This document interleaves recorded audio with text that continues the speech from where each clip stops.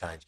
Let's turn now back to the budget, talk to member for Casey, Liberal MP Aaron Violi, and a bit of a shift from in terms of what we saw from the RBA last week to what we hear from the Treasury this week on where inflation will be. I guess you and many of your constituents hoping that the Treasury's right on this one, that inflation will be down within the RBA's target band by the end of the year. Well, there's no doubt, Kieran, that the community in Casey and across the nation are doing it tough, and they're looking for inflation to come down. They're genuinely concerned about interest rates going up again. So if these Treasury forecasts are correct, that's good news for the Australian people. They do seem quite heroic. There is a big disconnect between what the RBA said last week and what Treasury are forecasting for tomorrow's budget. So we'll have to see the detail of how they've come up with such different forecasts. But you'd be backing further energy support or rent relief? In a cost of living crisis, and I've said this consistently since being elected, the Australian people are doing it tough. We need to look at all measures to make it easier for people. But the problem is, and the challenge, Kieran, is that this government continually treat the symptoms. They're not getting to the underlying cause, and we've got to be able to bring demand down across the country. There were some supply-side issues post-COVID, which impacted a lot of countries, but we're looking at homegrown inflation at 5% at the moment. You know, international tradable inflation is about 1%. So this is a lot of inflation that is caused by the decisions of this government. They've spent over $209 billion in increased spending since coming to power.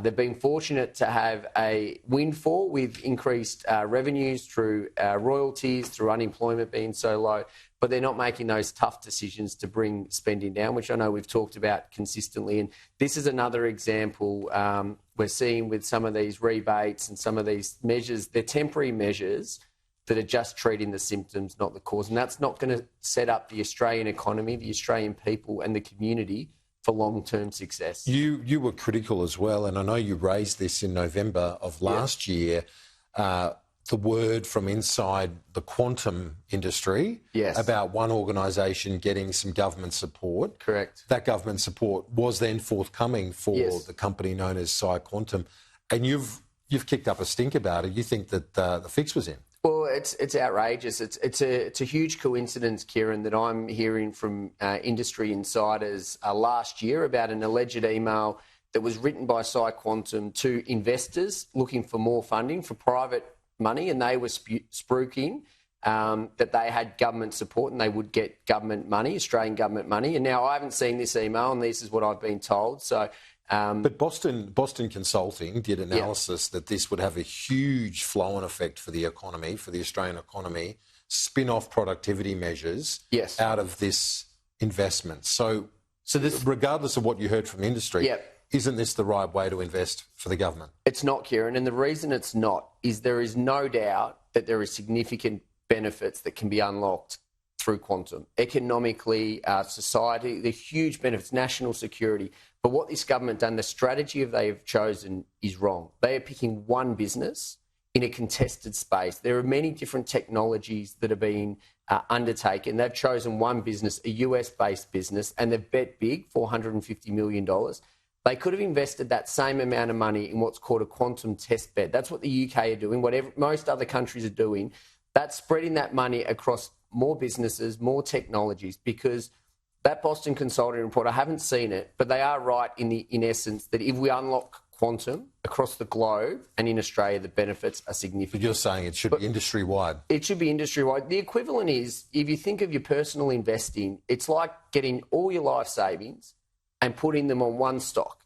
Most financial advisors and good financial advisors should tell you, diversify your risk across a broad portfolio. Don't try and pick one winner, even when your mate tells you that it's the inside running.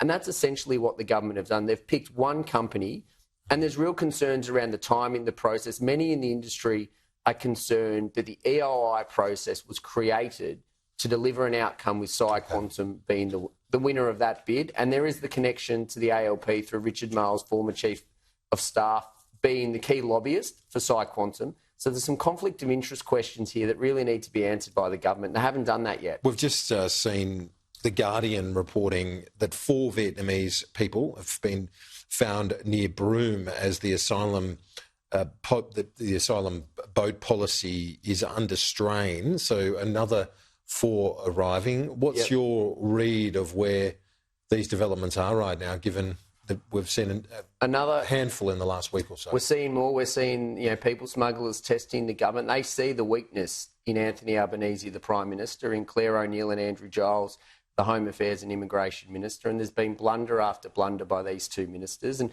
this is in many ways... They maintain the policy, the offshore processing and everything else. But they've made changes around temporary protection visas, so even their line that it's the same policy is not true. And we know they don't have the courage to make the tough decisions in these portfolios. We've seen that time and time again, and they're failing. And unfortunately, it's feeling very much like a rerun of 2008, 2009, 2010 under the Rudd-Gillard government. This government have given us no confidence that they can protect the Australian borders. It's serious questions that, again, no doubt the Minister will be in hiding again this week. Aaron Violi, thanks. Appreciate it. Thanks, Kieran. Let's have a look at the weather. Here's Rob Sharp.